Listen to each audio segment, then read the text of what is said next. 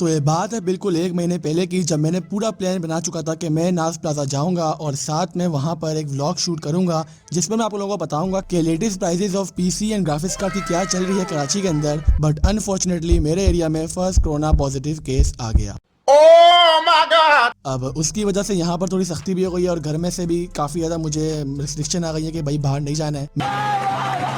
मैं वहाँ नहीं जा पाया और व्लॉग भी शूट नहीं कर पाया। देन आई रियलाइज कि यार अगर मैं वहाँ नहीं जा पा रहा तो मैं क्यों ना यहीं से एक इंटरव्यू शूट कर लूँ।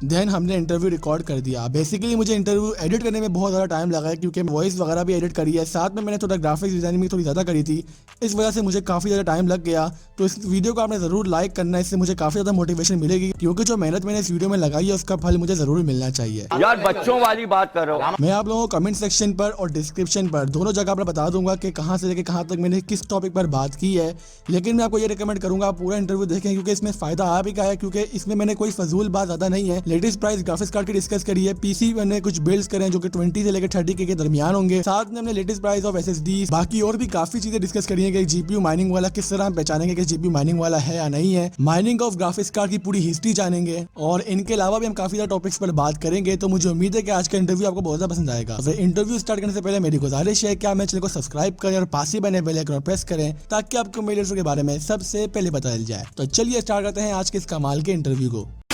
फर्स्ट ऑफ ऑल हसनैन भाई आपका बहुत बहुत शुक्रिया कि आपने अपना इतना कीमती टाइम दिया। तो अब जाहिर सी बात है आजकल ज़्यादा लोग बिजी हैं क्योंकि कोरोना वायरस भी चल रहा है। नहीं यार कोई मसले वाली बात नहीं है, आपने कांटेक्ट किया और हमें मतलब ऐसे मौके चाहिए होते हैं कि हम अपना वो पॉइंट ऑफ व्यू कस्टमर्स के सामने रख सकें। पहला सवाल जो हर कोई मुझसे पूछ रहा है कि पीसी पार्ट्स और जीपीयू की प्राइस क्यों इंक्रीज़ हुई है, इस बात पर आपका क्या ओपिनियन है? तो देखिए यार जो जीपीयू और सारी चीज़ों की प्राइस बढ़ रही है वो दो मेन इशू हैं कि कोई कहता है कि ट्रैवल ड्यूटी ज़्यादा बढ़ रही है, फ़्लाइट चार्जेस ज़्यादा हैं, उनसे थोड़ा बहुत फ़र्क आया है, ये मान सकते हैं कि फ़र्क आया है। लेकिन जो मेजर फ़र्क आया है वो इस वजह से आया है कि यार देखें हमारी जो मुल्क है ना, हमारे मुल्क का सबसे बड़ा मसला ये कि हमें चीज़ें ब्लैक करने की आदत है। तो चीज़ें ब्लैक करने से मुराद ये कि यार अब जिस तरह मिसाल के तौर पे आपके सामने मिसाल है कि मास्क की मिसाल हो गई, दवाइयों की मिसाल हो गई, इस तरह आप जो कंप्यूटर बिज़नेस में होते हैं वो कंप्यूटर बिज़नेस में करते ही हैं कि मैं आपको अभी भी ये विद प्रूफ ये चीज़ बता सकता हूँ कि टोमाहॉक के जो प्राइस हैं, जो कॉस्टिंग है टोमाहॉक की, वो 16,500 अभी भी पड़ती है लोगों को, इससे भी कम पड़ती है लेकिन 16,500 17,500 पड़ती है। लेकिन जो लोग अभी मार्केट में सेल कर रहे हैं वो 23 का सेल कर रहे हैं। तो सीन ये है कि यहाँ पे यार लोगों का मसला ये है कि लोग स्टॉक से खेलते हैं, ज़ख़ीरा अंदोज़ी और ये सारा चक्कर होता है। अब हमारी कोशिश ये होती है कि हमारे पास जितना भी स्टॉक आए वो हम लोग यार नॉर्मल प्राइजेस पे, या फिर अगर प्राइस बढ़ भी गए तो जो मार्केट प्राइस चल रहे हैं उससे 1000-2000 कम पे एक्स्ट्रा चार्ज ना करें कस्टमर को। और जो कस्टमर कहता है कि यार प्राइजेस बहुत इंक्रीज़ हो गए हैं उन प्रोडक्ट के जो हमारे पास अवेलेबल नहीं है, जो हमें आउटसोर्स करना पड़ रहा है प्रोडक्ट, तो हम कस्टमर को यही गाइड करते हैं कि यार या तो आप काउंटर पार्ट दे दें या तो फिर आप ऐसा कर दें कि वेट कर दें, क्योंकि बकरा ईद के बाद जो खबर चल रही है कि बकरा ईद के बाद जो न्यू स्टॉक आ रहा है वो इंशाल्लाह सस्ता आएगा, क्योंकि अभी भी प्राइजेस आज के हिसाब से प्राइजेस गिरना शुरू हो गए। तो जो लोग महंगा बेच रहे हैं उनको भी ये चीज़ आइडिया हो गया है कि अब प्राइजेस कम हो रहे हैं, क्योंकि जो बायर रिस्पांस फर्स्ट लॉकडाउन में था वो सेकंड लॉकडाउन में इतना नहीं था। एक्चुअली हसनैन भाई मैंने अपने यूट्यूब चैनल पर एक कम्युनिटी पोस्ट करा था, वहाँ पर कमेंट सेक्शन पर काफ़ी लोगों के सवालात आए थे कि मैंने दरअसल कहा था उनको कि मैं आपका इंटरव्यू लेने वाला हूँ, तो मुझे कमेंट्स पर काफ़ी ज़्यादा लोगों ने कहा था, कुछ सवाल दिए थे, तो मैंने वहाँ से भी कुछ सवाल पिक किया और उन्हीं में से एक सवाल ये है कि आप एक कोई पीसी बिल्ड कर दें जो 20,000 रुपीज़ में ईजिली हमें मिल जाए, आपकी शॉप से ही मिल जाए, ताकि कोई अगर आपकी शॉप पे आता है वो 20,000 का पीसी बाय करता है तो वो उसको ईजिली मिल जाए और सारे कंपोनेंट्स वहाँ पर सही यूज़ हुए हो। अगर हम इसी बजट के अंदर 20K के अंदर अगर हम 25 के 30K कर लें तो हमें क्या क्या चेंजेस देखने को मिलेंगी? यार अगर देखें हम लोग 20,000 रुपये में जाएंगे ना, तो 20,000 रुपये में ये कर सकते हैं हम लोग कि हम लोग i5 second Jain 8GB 500GB और 750 Ti या 751 GB पे जा सकते हैं। मतलब एक अच्छा पीसी मॉडरेट पीसी बन जाएगा। फिर आप 25 में जाएंगे तो हम कार्ड अच्छा कर सकते हैं, 470 560 तक जा सकते हैं। 30 में ये कि हम प्रोसेसर भी थर्ड कर सकते हैं, कार्ड भी अच्छा कर सकते हैं। तो वही है कि आप जितना गुड़ डालोगे वो उतना मीठा होता जाएगा, उतना अच्छा पीसी बनता जाएगा। बाकी जो नेक्स्ट क्वेश्चन है वो ये है कि आपकी शॉप पर जाहिर सी बात है हार्ड डिस्क वगैरह अवेलेबल होंगी, तो 320GB 500GB और 1 TB हार्ड डिस्क की आपकी शॉप पर अभी क्या लेटेस्ट प्राइस चल रही है? बाकी ये कि यार 320 GB 1000 की चल रही है, 500 GB 1500 की है, 1 TB 3500 की है। इसी तरह सेम आपकी शॉप पर SSDs भी अवेलेबल होंगी। तो 64 GB और 128 GB इन SSDs की न्यू में और यूज्ड में क्या प्राइस है आपकी शॉप पर? यार SSDs अभी यूज़ में अवेलेबल नहीं है, न्यू में अवेलेबल हैं। 120 GB 4000 की है, 240 GB 6500 की है। बाकी आपसे अगला सवाल मेरा ये है कि GTX 650, GTX 750 Ti 2GB वाला और साथ में RX 570 4GB वाला, ये सारे ग्राफिक्स कार्ड आपके अगर शॉप पर अवेलेबल हैं, अगर इनमें से कोई ग्राफिक कार्ड आपके पास अवेलेबल है और इनकी प्राइसेस क्या हमें देखने को मिलेंगी आपकी शॉप पर? ग्राफिक कार्ड्स का ये क्या है, ग्राफिक कार्ड्स अभी एक वाहिद आइटम है जिसके प्राइजेस नीचे नहीं आ रहे हैं, प्राइजेस बहुत ज़्यादा बढ़े हुए हैं। तो मेरा मशवरा हर कस्टमर्स को यही होता है कि यार या तो आप वेट कर दें या तो आप थोड़ा सा टाइम दे दें, ताकि ना हम लोग जो न्यू स्टॉक आ रहा है हमारा उसमें हम लोग ना प्राइजेस कम है तो हम लोग वो आपको डिलीवर कर दें। क्योंकि जो अभी प्राइस हैं वो है, आप 570 पे जाओगे, 570 अराउंड 18,000 17,500 का चल रहा है, और भी मतलब तकरीबन 470 15,000 का है, और हर चीज़ में प्राइजेस बढ़े हैं। ये सवाल काफ़ी ज़्यादा इंपॉर्टेंट है और मैंने सोचा कि भाई ये सवाल सबसे पहले मैं पिक करूंगा और आपसे पूछूंगा कि आपकी शॉप से अगर कोई प्रोडक्ट बाय करता है कस्टमर, तो आप उनके लिए क्या क्या फैसिलिटीज़ प्रोवाइड करते हैं? आई मीन वारंटी वगैरह, या फिर चेक करके प्रोवाइड करते हैं सारा सामान? क्या प्रोसीजर है इस चीज़ का? यार हम लोग अगर किसी को पीसी बेचते हैं तो हमारे मतलब दो चीज़ें जो हम लोग हर कस्टमर को फ्री प्रोवाइड करते हैं कि कभी भी मतलब पीसी की वारंटी ख़त्म होने के बाद भी कभी भी उसका कोई छोटा मोटा इशू विंडोज़ से रिलेटेड, सॉफ्टवेयर से रिलेटेड, हार्डवेयर से रिलेटेड, वो अगर वो उसके पास इशू आता है तो हम लोग कॉपरेट करते हैं, और मतलब कोई भी इशू होता है तो उसको हल बताते हैं। विंडोज़ का इशू होता है, सॉफ्टवेयर का इशू होता है, उसको हल करके देते हैं। तो मतलब जो हमारी सपोर्ट है, सपोर्ट हमारी फ्री है, सर्विस भी हमारी फ्री है, कोई चार्जेस नहीं है। वारंटी का ये है कि वारंटी हमारा जो टाइम पीरियड है हम कोशिश करते हैं कि उसके अंदर बेस्ट सपोर्ट, बेस्ट मतलब कोई इशू आता है तो हम पार्ट चेंज कर देते हैं, रिप्लेस कर देते हैं, रिफ़ंड कर देते हैं। और अगर वारंटी के बाद भी कोई इशू आता है तो मतलब ऐसा हल देते हैं कि कस्टमर सेटिस्फाई रहें।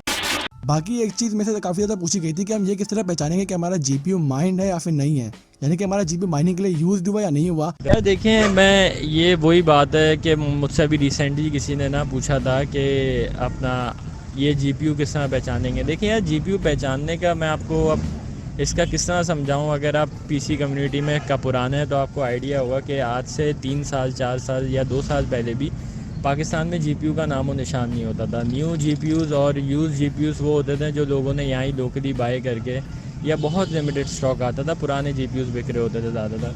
जो अभी आप देख रहे हैं कि वो GPUs आ रहे हैं जो साल पहले लॉन्च हुए थे, 570 560 1060 इस तरह के GPUs आ रहे हैं। तो सिर्फ GPUs इस वजह से आ रहे हैं कि एक तो GPU का रुझान पाकिस्तान में काफ़ी बढ़ गया है, गेमिंग का रुझान बढ़ गया है। दूसरा मसला ये कि यार जो जितना भी हमारी जो मेन इंपोर्ट है ना कंप्यूटर पार्ट्स की, वो 2 जगहों से होती है, एक दुबई में और एक चाइना से।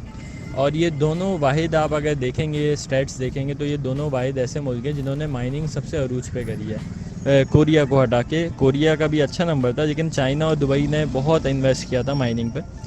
तो एक टाइम आता है, माइनिंग कार्ड का सीन ये होता है कि अगर आपका माइनिंग कार्ड मतलब माइनिंग सेटअप एफिशिएंट है और ये सारी चीज़ें, तो विद इन 3 मंथ्स आपका सारा जो कार्ड होता है ना माइनिंग का, वो अपने पैसे निकाल देता है। मतलब कि आपने जितनी इन्वेस्टमेंट करी होती है वो बाहर आ जाती है। तो उसके बाद लोग यही करते हैं कि माइनिंग हार्डवेयर बेच के, क्योंकि 3 मंथ से ज़्यादा चलाना माइनिंग हार्डवेयर को, उसकी लाइफ ना 3 मंथ के बाद गिरना शुरू हो जाती है। तो ये जितना भी आप कार्ड देख रहे हैं, इसमें ये कहना कि नॉन माइन है और ये भाई हम लोग बाहर से मंगवा रहे हैं, हम लोग देख के मंगवा रहे हैं, झूठ बात है। बाहर जो सामान आता है बाहर से, मतलब मैं चाइना से 50 कार्ड देने, खुद चाइना तो कभी नहीं जाऊंगा, तो मैं यहाँ से पेमेंट भेजूंगा, वहाँ से वो बंदा मुझे कार्ड भेजेगा। अब सीन ये होता है कि कंडीशन पे डिपेंड करता है। अब जो लोग A क्वालिटी स्टॉक मंगवाते हैं, इस तरह 9 आउट ऑफ 10 10 आउट ऑफ 10, तो वो नॉन माइन करके बेच रहे हैं। कुछ लोग होते हैं वो B क्वालिटी स्टॉक मंगवाते हैं, 8 आउट ऑफ 10 होता है, फिर वो उसको साफ़ सुथरा करके नॉन माइन करके बेच रहे हैं। तो ये मेरा शुरू से मैं हर कस्टमर्स को यही कहता हूँ कि भाई सारे GPU माइन है। ये कहना कि यार नॉन माइन है और ये सारा चक्कर है, ये ऐसा कोई चक्कर नहीं होता। पहले हमें भी लगता था कि बाहर से नॉन माइन आते हैं, लेकिन फिर जब हमने इस पर रिसर्च करी, हमने देखा सारी चीज़ों को, तो हमें आइडिया हुआ कि यार ये बाहर से सारा सामान माइन आता है। फ़र्क बस ये होता है कि उसका फ़र्क होता है कंडीशन का, और कंडीशन का ही मेन फ़र्क है जो हमें देखना चाहिए। क्योंकि कार्ड की कंडीशन अच्छी होगी, कार्ड पे मसले नहीं होंगे, जंग नहीं होगा, कोई भी कॉपर वाइंड, डस्ट वाइंड कुछ भी नहीं उसके पंखे में या ग्रिल में होगी, और जितना अच्छी कंडीशन का पीसीबी का कलर और काफ़ी चीज़ें डिपेंड करती हैं कार्ड पे, तो वो सारी चीज़ें अगर सही हैं जो एक अच्छे कार्ड की होती है, न्यू कार्ड की होती है, तो आपको कार्ड दे देना चाहिए। क्योंकि देखें यार, ये सोचना कि माइन और नॉन माइन के चक्कर में वही बात हो गई कि आप पकड़ नहीं पाएंगे इसको। बाकी आपसे एक छोटा सा ओपिनियन लेना था मैंने कि Xeon वर्सेस इंटेल के बारे में, कि अगर कोई इंसान Xeon का या फिर इंटेल कोर आई सीरीज से कोई प्रोसेसर बाय करता है तो दोनों में से कौन सा बेस्ट रहेगा, और आप क्या रिकमेंड करते हैं कौन सा प्रोसेसर गेमिंग के लिए बंदा बाय करे। यार देखें, Xeon और इंटेल का फ़र्क ये है कि अब माशाल्लाह से हमारी पूरी कम्युनिटी जो भी है कि सबको आइडिया हो गया है कि Xeon वो चीज़ नहीं है जो वो लोग समझते थे। Xeon का शुरू से ये रहा है कि यार Xeon वो है, बड़ी मशीन होती है, गर्म होती है और ये होता है। ऐसा कोई सीन नहीं है। Xeon बेसिकली इंटेल आई सीरीज़ के काउंटर पार्ट्स होते हैं जो सर्वर मशीन, प्रोफेशनल मशीन में लगता है। उनका टीडीपी कम होती है, पावर कंजम्पशन कम होती है और वो पूरे एक प्लान के साथ मिलते हैं, सस्ते होते हैं। जो बेसिकली जो मेन चीज़ है वो सस्ते होते हैं। तो सस्तों से फ़ायदा ये होता है कि यार कल को अब आप अक्सर बड़ी कम्युनिटीज़ था, रेडिट हो गया, टॉम्स हार्डवेयर हो गया, वहाँ पे आप जाएंगे तो वहाँ पे भी आपको अक्सर डिस्कशन ऐसे मिलेंगे जिस पे लोग कह रहे होंगे कि यार अपना मैं $200 का i7 दे रहा था, मैंने $100 का Xeon दे दिया, सेम परफॉर्मेंस। तो बस Xeon मेन जो चलता है वो इस वजह से चलता है कि Xeon आपको सेम परफॉर्मेंस आधे पैसों में मिल जाती है। Xeon में एक मसला आता है कि Xeon में बिल्ट इन जीपीयू नहीं होता। उसका भी इंटेल ने हल दिया हुआ है कि कुछ उनके ऐसे Xeon आते हैं जो सेम परफॉर्मेंस होती है लेकिन उसमें बिल्ट इन जीपीयू होता है। तो Xeon किसी तरीके से बुरी चीज़ नहीं है, बस Xeon का ये सीन है कि Xeon अपना कम पैसों में आपको अच्छी परफॉर्मेंस दे देगा। बाकी यही थे मेरे कुछ सवालात आपसे। बाकी अगेन आपका बहुत बहुत शुक्रिया कि आपने अपना इतना कीमती वक्त दिया इस इंटरव्यू के लिए, और इससे मुझे काफ़ी ज़्यादा मदद मिली है और काफ़ी ज़्यादा प्राइजेस के रिलेटेड मुझे इन्फॉर्मेशन मिली है, और जो कि मुझे बहुत अच्छा लगा है, और मुझे उम्मीद है कि लोगों को भी ये चीज़ ज़्यादा पसंद आएगी। बाकी यार कोई मसले की बात नहीं है, आपको कभी भी ऐसा कोई पूछना हो, इंटरव्यू देना हो, तो हम लोग हमेशा हाजिर हैं। सो गाइस, बेसिकली आपने इंटरव्यू देख लिया होगा और मुझे पूरी उम्मीद है कि आपको इंटरव्यू बहुत ज़्यादा पसंद आया होगा। Extreme hardware basically gaming shop है जहां पर आपको हर चीज़ गेमिंग के रिलेटेड अवेलेबल होती है। जो भी आपको वहाँ पे प्राइस देखने को मिलेगी वो मार्केट प्राइस ही होगी, उस मार्केट प्राइस से कम हो सकती है, लेकिन ज़्यादा की आप बिल्कुल भी उम्मीद ना लगाएं क्योंकि वहाँ पर हर चीज़ सस्ती मिलती है। तो अगर आप उनसे कॉन्टैक्ट करना चाहते हैं तो मैं उनके फेसबुक पेज का लिंक डिस्क्रिप्शन में दे दूंगा, और साथ में कोशिश करूंगा कि एड्रेस भी आपके साथ शेयर कर लूँ कि जब भी आपका नाज प्लाजा जाना हुआ तो आप इस शॉप को जरूर विजिट करिएगा, और मुझे उम्मीद है कि आप इसी शॉप से ही सब सामान बाय करेंगे। तो बस आज के लिए इतना ही। आपको स्टिल कोई भी क्वेश्चन पूछना है आप मुझसे इंस्टाग्राम पर पूछ सकते हैं जिसकी लिंक डिस्क्रिप्शन में है। साथ में मेरा डिस्कॉर्ड सर्वर भी ज्वाइन कर सकते हैं। तो मैं हाजिर हूँ अपने अगली वीडियो के साथ, तब तक के लिए अपना बहुत ख्याल रखिएगा। अल्लाह हाफिज, पीस आउट। ठोक लीजिए, 5,000 लौटे दिख जाना चाहिए।